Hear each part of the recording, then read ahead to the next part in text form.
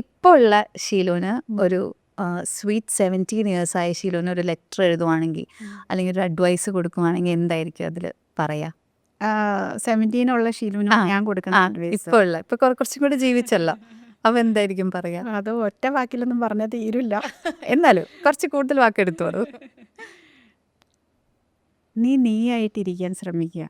മറ്റുള്ളവർക്ക് കൊടുക്കുന്ന സ്പേസ്, നിനക്ക് സ്പേസ് കൊടുത്തതിന് ശേഷം മാത്രം മറ്റുള്ളവരുടെ സ്പേസ് കൊടുക്കുകയും അവർ പറയുന്നത് കേൾക്കുകയും ചെയ്യുക. നീ നിന്നെ തന്നെ ആദ്യം അറിയുക. നീയായി ജീവിക്കുക, നിനക്ക് വേണ്ടി ജീവിക്കുക, നിനക്ക് വേണ്ടി കഴിക്കുക, നിനക്ക് വേണ്ടി ഉറങ്ങുക. ഒപ്പം കൂടെ ഉള്ളവരെ സ്നേഹിക്കുക. എല്ലാവരെയും സ്നേഹിക്കണ്ട, കരുണ മാത്രം മതി. കരുതിയാ മതി. കരുതൽ വേണം, സ്നേഹിക്കണ്ട. കാരണം സ്നേഹിച്ചാൽ അവർ നിന്നെ ചിലപ്പോൾ വേദനിപ്പിക്കും. ആരെയും സ്നേഹിക്കണ്ട. പേരൻസിനെ സ്നേഹിച്ചോളൂ, അത് നമ്മുടെ കടമ. അവർ തരുന്ന അതേ സ്നേഹം തിരിച്ചു കൊടുക്കുക എല്ലാവർക്കും, കരുണയോട് കൂടിയിട്ട്. സ്നേഹം എന്ന് പറയുന്നത് നമ്മൾ ഒരു പരിധി കഴിഞ്ഞ് ആർക്ക് കൊടുക്കുന്നു, അവർ നമ്മളെ ആ കൊടുത്തതിൻ്റെ ഇരട്ടി, 10 ഇരട്ടി, 100 ഇരട്ടി അവർ വേദന തിരിച്ചു തരും. സ്നേഹിക്കുമ്പോൾ നമ്മൾ വേദനിക്കാനുള്ളൊരു ടൂളും കൂടിയാണ് കൊടുക്കുന്നത്. നമ്മളെ തന്നെ അവർക്ക് നമ്മളങ്ങനെ വൾണറബിളായിട്ട് നിന്ന് കൊടുക്കണ്ട എന്നാണ് ഈ 17 years ഉള്ള ഷീലുവിനോട് എനിക്ക് പറയാനുള്ളത്.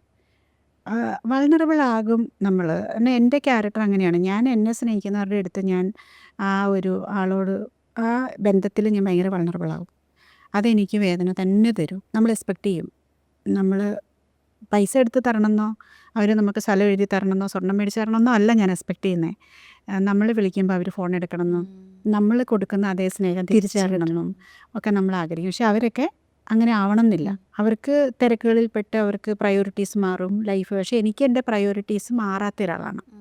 ഞാൻ പറഞ്ഞില്ലേ, എനിക്കൊരു സ്പേസ് ഉണ്ട്, സ്പേസിൽ നിൽക്കുന്ന ഒരാളാണ്. ഞാൻ പറഞ്ഞില്ലേ, അവിടുന്ന് ഞാൻ താഴേക്ക് ഇറങ്ങുന്നില്ല, മുകളിലേക്ക് കയറുന്നുമില്ല. ആ സ്പേസിൽ നിൽക്കുന്ന ആസ് എ വ്യക്തിയാണ് ഞാൻ പറഞ്ഞത്. അപ്പം തിരിച്ച് നമ്മൾ അത് പ്രതീക്ഷിക്കാതെ ഞാൻ പറഞ്ഞത് ഇതാണ്. ഈ 17 വയസ്സുള്ള ഷീലുവിനോട് ഞാൻ പറയുന്നത്, കരുതൽ, കരുണയുണ്ടാകൂ, ഒരുപാട് സ്നേഹിക്കണ്ട. നീ നിന്നെ തന്നെ സ്നേഹിക്കൂ, നിന്നെ അറിയൂ, നീ ജീവിക്കൂ, നിനക്ക് ഇഷ്ടമുള്ളത് കഴിക്കൂ, ഇഷ്ടമുള്ള ഡ്രസ്സുകൾ ഇടൂ. അതാണ് എനിക്ക് പറയാനുള്ളത്. അല്ലാതെ ഞാൻ എന്ത് കഴിക്കണം, എന്ത് ഇടണം, എന്ത് വസ്ത്രം ധരിക്കണം എന്ന് വേറൊരാൾ തീരുമാനിക്കണ്ട. അവിടെയാണ് നീ ജീവിച്ചു തുടങ്ങുന്നത്. എന്നിട്ട് ഫിനാൻഷ്യലി ഇൻഡിപെൻഡൻ്റ് ആകാൻ ശ്രമിക്കൂ. അതാണ് ഏറ്റവും വലിയ ഉപദേശം എനിക്ക് പെൺകുട്ടികളോടും മക്കളോടും 17കാരി ഷീലുവിനോടും ഒക്കെ എനിക്ക് പറയാനുള്ളത്. നീ ആകുമ്പോഴാണ് നിനക്ക് ഫിനാൻഷ്യലി ഇൻഡിപെൻഡൻ്റ് ആകാനുള്ള സ്പേസ് ഉണ്ടാവുള്ളൂ. അല്ലെ നീ ഇങ്ങനെ പൈസ ചോദിച്ചുകൊണ്ടേയിരിക്കും.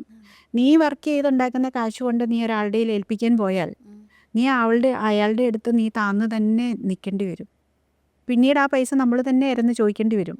ഞാൻ തന്ന പൈസ എനിക്ക് തിരിച്ചു തരുമോ, എനിക്ക് ഇത്ര സാധനം വാങ്ങാനുണ്ട്, എനിക്ക് ഇന്നടത്തുനിന്ന് ഇത് വാങ്ങാനുണ്ട്, ഇന്നടത്ത് പോകാനുണ്ട്. ഒരിക്കലും അത് ചെയ്യരുത്.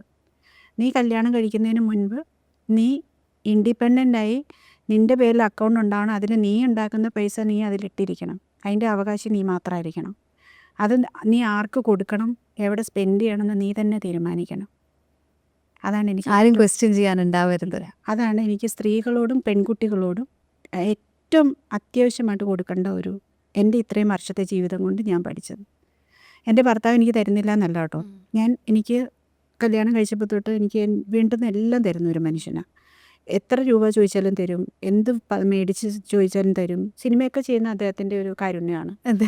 പക്ഷേ സ്റ്റിൽ ഞാനിപ്പം റെസ്പോൺസിബിൾ ആണ് അല്ലേ. പക്ഷേ ഈ വയസ്സിൽ നിൽക്കുമ്പോൾ എനിക്ക് മനസ്സിലായത്, നമ്മൾ സ്വന്തമായിട്ട് നമ്മൾ ഉണ്ടാക്കുന്ന കാശും നമ്മൾ സ്വന്തമായിട്ട് അത് ഉപയോഗിക്കുമ്പോഴുള്ള ഒരു സന്തോഷമുണ്ടല്ലോ, അത് ഭയങ്കര വലുതാണ്. സോ അത് നേടിക്കഴിഞ്ഞാൽ നമ്മൾ വിവാഹശേഷവും നമുക്ക് ഹാപ്പി ആകാനുള്ളൊരു സ്പേസ് ഉണ്ടാവും. അല്ലെ നമ്മളിങ്ങനെ ഒരു അടിമ പോലെ നമ്മളായിപ്പോൾ ഒരു സ്ത്രീകളും അങ്ങനെ ആവരുത്. എനിക്കറിയില്ല ഭരാതനെ എങ്ങനെയാണ് കാണുന്നത്. തീർച്ചയായിട്ടും